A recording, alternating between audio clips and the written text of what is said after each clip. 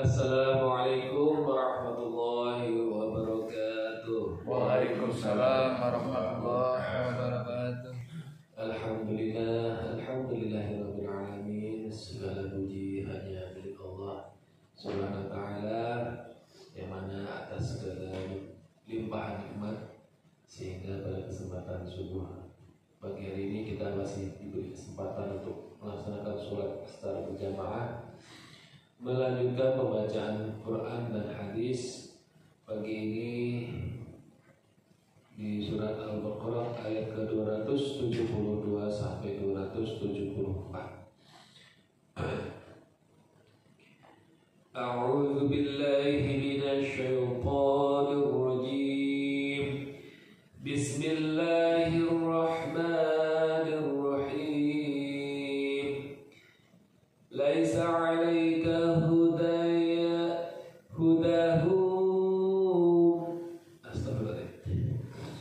Laisa 'alaika hudahum walakinna Allah yahdi man yasha. Wa ma yunfiqu min khairin fali anfusikum wa ma yunfiquna illa ibtigha'a wajhillah wa ma yunfiqu min khairin yuwaffa ilaykum wa antum la tuzlamun.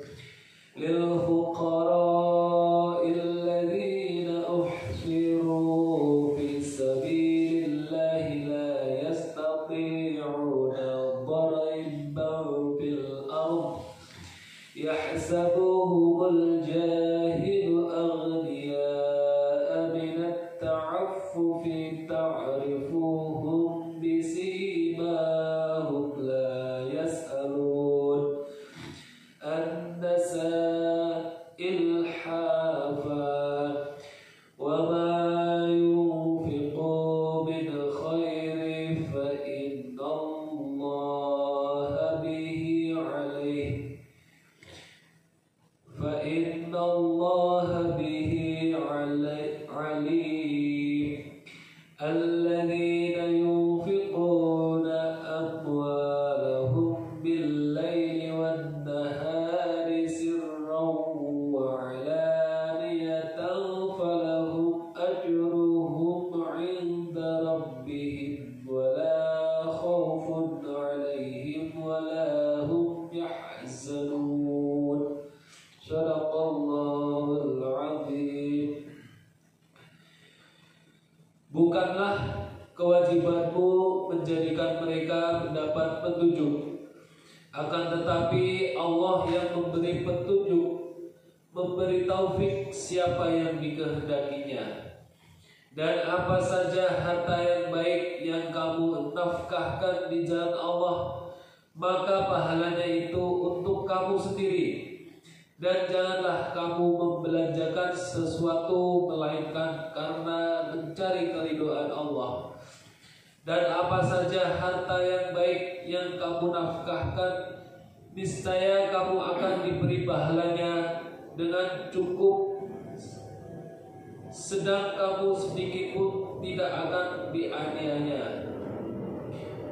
Berinfaklah kepada orang-orang fakir yang terikat oleh jihad di jalan Allah. Mereka tidak dapat berusaha di bumi. Orang yang tidak tahu menyangka mereka orang kaya karena memelihara diri dari lintah-lintah. Kamu kenal mereka dengan melihat sifat-sifatnya. Mereka tidak meminta kepada orang secara mendesak. Dan apa saja harta yang baik yang kamu nafkahkan di jalan Allah, maka sesungguhnya Allah Maha mengetahui. Orang-orang yang menafkahkan hartanya di malam dan di siang hari secara tersembunyi dan terang-terangan, maka mereka mendapat pahala di sisi Rabb-Nya. Tidak ada kekhawatiran terhadap mereka dan tidak pula mereka bersedih hati. Penjelasan: Abu Abdurrahman An-Nasai meriwayatkan dari Ibnu Abbas, dia menceritakan dahulu mereka tidak suka memberikan sedekah kepada keturunan mereka dari kalangan musyrik. Lalu mereka menanyakan hal itu hingga diberikan rukhsah atau keringanan bagi mereka. Maka turunlah ayat ini. Bukanlah kewajibanmu menjadikan mereka mendapat petunjuk, akan tetapi Allah yang memberi petunjuk atau memberi taufik siapa yang dikehendakinya. Dan apa saja harta yang baik yang kamu nafkahkan di jalan Allah, maka pahalanya itu untuk kamu sendiri. Dan janganlah kamu membelanjakan sesuatu melainkan karena mencari keridhaan Allah. Dan apa saja harta yang baik yang kamu nafkahkan, niscaya kamu akan diberi pahalanya dengan cukup, sedang kamu sedikit pun tidak akan dianiaya. Lalu firman-Nya, wa ma yunfiqu min khairi fa li anfusikum. Dan apa saja harta yang baik yang kamu nafkahkan di jalan Allah, maka pahalanya itu untuk kamu sendiri. Firman-Nya ini sama seperti firman-Nya yang berikut ini. Man 'amila sholihan falinafsih. Barang siapa yang mengerjakan amal soleh, maka pahalanya untuk dirinya sendiri. Quran Surat Fusilat ayat ke-46. Dan yang semisal dengan hal tersebut cukup banyak terdapat di dalam Al-Quran. Firman Allah Azza wa Jalla berikutnya, wa ma yunfiquna illa tigha'a wajhillah. Dan janganlah kamu membelanjakan sesuatu melainkan karena mencari keridhaan Allah. Al-Hasan Al-Basri berkata, yaitu nafkah yang diberikan orang mukmin untuk dirinya sendiri, dan seorang mukmin tidak menafkahkan hartanya melainkan dalam rangka mencari keridhaan Allah. Atta Al-Qusrasani berkata, yakni jika engkau memberikan sesuatu karena mencari keridhaan Allah, maka pahala amal itu bukanlah urusanmu. Ini merupakan makna yang bagus. Maksudnya bahwa jika seseorang bersedekah dalam rangka mencari keridhaan Allah, maka pahalanya terserah pada Allah dan tidak ada masalah baginya apakah sedekah itu diterima oleh orang yang baik atau orang yang jahat, orang yang berhak menerima maupun orang yang tidak berhak menerima. Orang yang bersedekah itu tetap mendapatkan pahala atas niatnya. Yang menjadi sandaran dalam hal ini adalah kelanjutan ayat berikutnya. Wa ma yunfiqu min khairin waffa ilaikum wa antum la tuzlamun. Dan apa saja harta yang baik yang kamu nafkahkan, niscaya kamu akan diberi pahalanya dengan cukup, sedang kamu sedikit pun tidak akan dianiaya atau dirugikan. Juga berdasarkan sebuah hadis yang dinukilkan dalam Asy-Syahihain melalui jalan Abu Zinad dari Al-A'raj dari Abu Hurairah radhiyallahu anhu bahwa Rasulullah SAW bersabda, yang artinya, ada seseorang berkata, aku akan mengeluarkan sedekah pada malam ini. Kemudian dia pergi dengan membawa sedekah. Lalu sedekah itu jatuh ke tangan seorang pezina. Maka pada pagi harinya orang-orang pun membicarakannya. Seorang pezina diberi sedekah. Lalu dia berucap, ya Allah, segala puji hanya untukmu atas sedekah kepada seorang pezina. Selanjutnya orang itu berkata, aku akan mengeluarkan sedekah pada malam ini. Kemudian sedekah itu jatuh ke tangan orang kaya, dan pada pagi harinya orang-orang membicarakan, tadi malam ada orang kaya yang diberi sedekah. Maka orang itu pun berucap, ya Allah, segala puji bagimu atas segala sedekah kepada orang kaya, dan pada malam ini aku akan mengeluarkan sedekah. Maka dia pun keluar dan sedekah itu jatuh ke tangan seorang pencuri. Dan pada pagi harinya orang-orang pun membicarakan, tadi malam seorang pencuri diberi sedekah. Maka orang itu pun berucap, ya Allah, segala puji bagimu atas sedekah kepada pezina, orang kaya dan pencuri. Kemudian dia didatangi oleh malaikat dan dikatakan kepadanya, sedekahmu telah diterima. Adapun si pezina itu, semoga dia menjaga dirinya dari zina, dan semoga orang kaya akan mengambil pelajaran sehingga dia mau menginfakkan apa yang telah diberikan Allah kepadanya, dan semoga si pencuri itu menjaga diri dari perbuatan mencurinya. Hadis riwayat Al-Bukhari dan Muslim.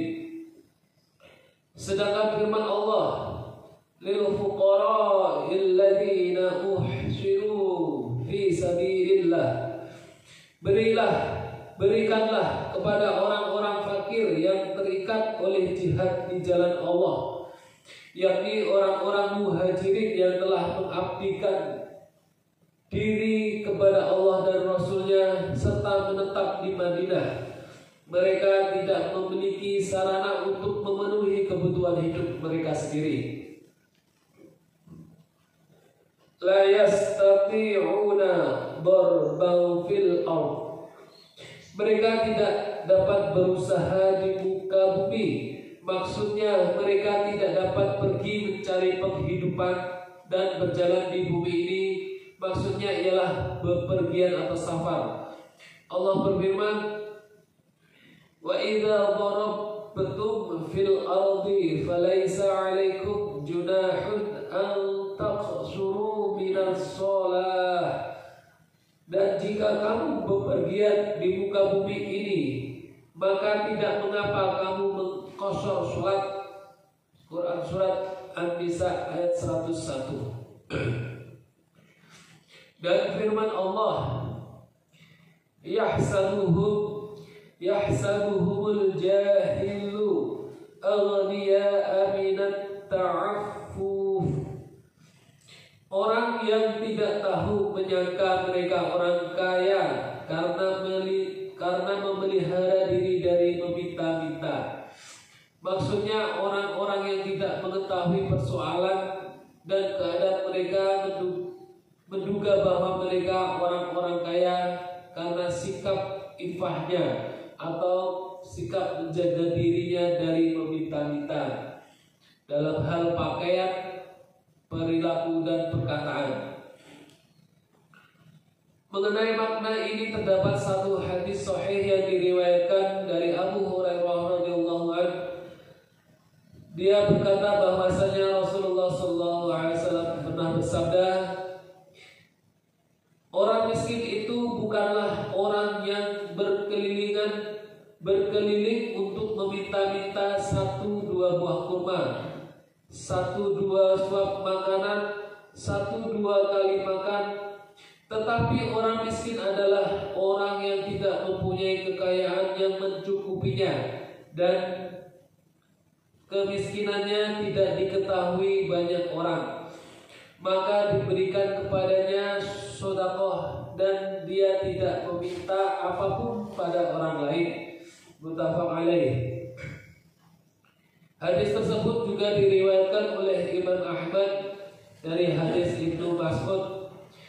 Firman-Nya lebih lanjut, ta'rifuhum bisimahum, kamu kenal mereka dengan melihat sifat-sifatnya, yaitu sifat-sifat yang tampak dari mereka bagi orang-orang yang berfikir, sebagaimana firman Allah,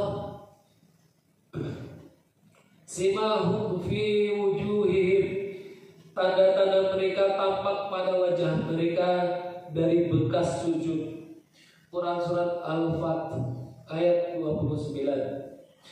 Sedangkan dalam hadis yang lain juga diriwayatkan mengenai hal yang serupa, di mana di situ disebutkan bahwa Rasulullah Shallallahu Alaihi Wasallam pernah bersabda, waspadalah kalian terhadap firasat orang yang beriman atau orang mukmin, karena sesungguhnya dia memandang dengan nur cahaya Allah. Kemudian beliau Shallallahu Alaihi Wasallam membaca ayat,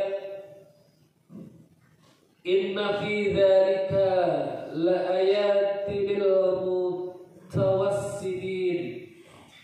Sesungguhnya pada yang demikian itu benar-benar terdapat tanda-tanda kekuasaan kami bagi orang-orang yang memperhatikan tanda-tanda.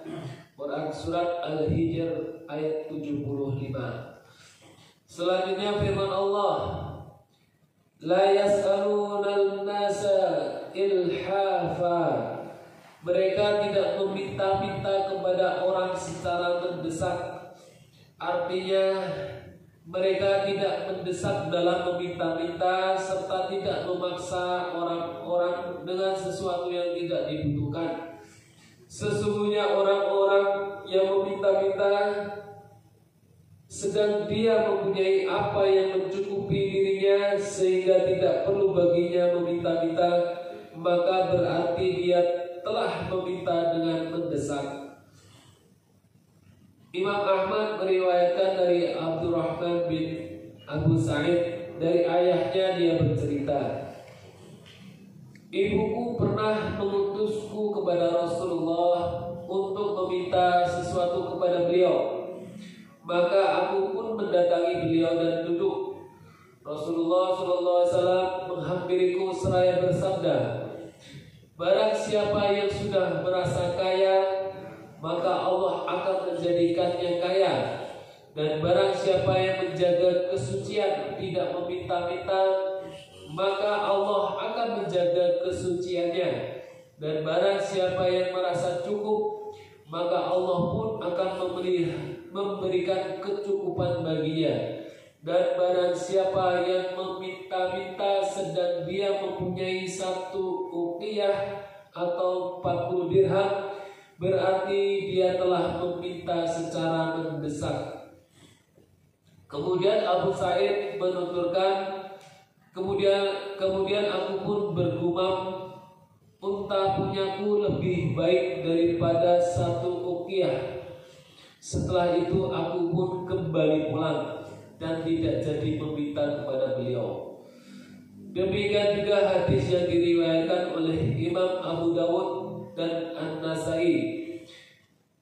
Firman Allah selanjutnya, wa ma yunfiqu min khairin fa innallaha bihi alim. Dan apa saja harta yang baik yang kalian nafkahkan di jalan Allah, maka sesungguhnya Allah Maha mengetahui. Maksudnya tidak ada sesuatu pun yang tersembunyi dari Allah, dan Dia akan memberikan balasan pahala yang lebih banyak dan sempurna kepadanya pada hari kiamat kelak dengan sesuatu yang sangat dibutuhkan olehnya. Dan firman-Nya berikutnya, alladzina yunfiquna amwalahum bil-laili wan-nahari sirran wa 'alaniyatan falahum ajruhum 'inda rabbihim wala khaufun 'alaihim wala hum yahzanun. Dan orang-orang yang menafkahkan hartanya pada malam dan siang hari secara sembunyi dan terang-terangan, maka mereka mendapat pahala di sisi Rabb mereka. Tidak ada kekhawatiran terhadap mereka dan tidak pula mereka bersedih hati. Ini merupakan pujian dari Allah Azza wa Jalla bagi orang-orang yang telah menafkahkan hartanya di jalannya serta mencari keridhoannya sepanjang waktu, baik malam maupun siang hari, serta di setiap keadaan, baik dilakukan secara sembunyi-sembunyi maupun terang-terangan. Bahkan nafkah yang diberikan kepada keluarga pun termasuk termasuk dalam hal itu juga, sebagaimana yang telah ditegaskan dalam hadis yang terdapat dalam kitab As-Sahihain atau Al-Bukhari dan Muslim, bahwa Rasulullah SAW pernah bersabda kepada Sa'ad bin Abi Waqqas ketika beliau menjenguk dia pada saat sedang sakit pada tahun pembebasan kota Makkah. Dan dalam sebuah riwayat disebutkan pada tahun Haji Wada, beliau bersabda, sesungguhnya engkau tidaklah menginfakkan sesuatu nafkah dengan tujuan untuk mencari keridhaan Allah, melainkan akan bertambah derajat dan kedudukanmu, termasuk makanan yang engkau berikan kepada mulut istrimu. Dan Imam Ahmad juga meriwayatkan dari Abu Mas'ud dari Rasulullah SAW, beliau bersabda, sesungguhnya seorang muslim apabila memberikan nafkah kepada keluarganya dengan mengharap pahala dari Allah, maka nafkah itu merupakan sedekah baginya. Hadis riwayat Ahmad. Hadis tersebut juga diriwayatkan oleh Al-Bukhari dan Muslim yang bersumber dari Syu'bah. Dan firman Allah berikutnya, falahum ajruhum 'inda rabbihim, maka mereka mendapat pahala di sisi Rabb mereka, yaitu pahala pada hari kiamat kelak atas infak yang telah mereka keluarkan dengan penuh ketaatan atau keikhlasan karena Allah. Wala khaufun 'alaihim wala hum yahzanun, tidak ada kekhawatiran terhadap mereka dan tidak pula mereka bersedih hati. Mengenai penggalan ayat yang terakhir ini telah diuraikan sebelumnya. Alhamdulillahirabbil alamin. Pembacaan telah selesai.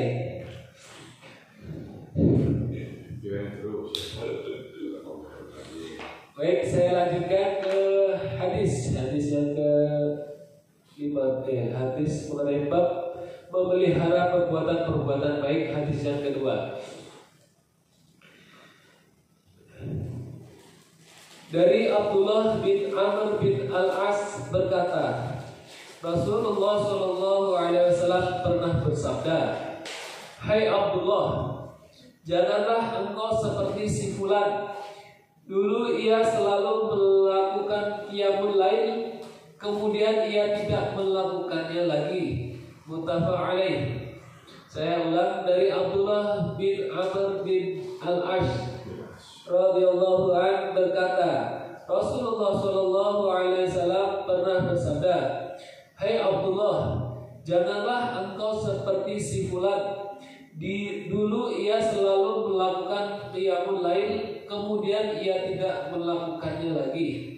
Muttafaq alaih. Penjelasan, di dalam hadis ini terdapat sunnah melakukan perbuatan baik yang telah dijadikan kebiasaan secara kontinu, dan dimakruhkan menghentikan ibadah meskipun bukan ibadah wajib. Saya ulang penjelasannya, di dalam hadis ini terdapat sunnah melakukan perbuatan baik yang telah dijadikan kebiasaan secara kontinu, dan dimakruhkan menghentikan ibadah meskipun bukan ibadah wajib. Alhamdulillah, pembacaan Quran dan hadis pada kesempatan pagi ini sudah selesai. Mudah-mudahan kita bisa mengambil manfaatnya, bisa memahaminya, dan yang terutama bisa mengamalkannya di kehidupan kita sehari-hari. Kita tutup kajian pada pagi hari ini dengan doa kafaratul majelis. Subhanallahumma